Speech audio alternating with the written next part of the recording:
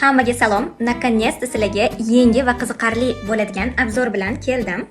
Va bu esa mana bunaqa необычная kartoshечка. Narxi 40 ming so'm. Arzidimi yo'qmi hali bilmayman. Естественно, bu odamlar mehnati, shuning uchun hamma narsa odam qo'li bilan qilingan narsa har doim arziydi deb hisoblayman. Nimaga bu qiziqqanimning sababi, o'tga ketayotganimda ko'rardim. Nimaga bu boshqacha kartoshka, nimaga bunda narxi 40 ming indirdim. Bugun sotib oldim. Endi yeb ko'ramiz. Oxirida qatdan olganimni aytaman. Bismillahirrohmanirrohim. Vau, hozirgi yemishini ko'rsataman. Nadez ko'ryapti. Mana. Ko'rayotgan bo'lsanglar, ichida polniy kadayifli ekan. Bismillahirrohmanirrohim.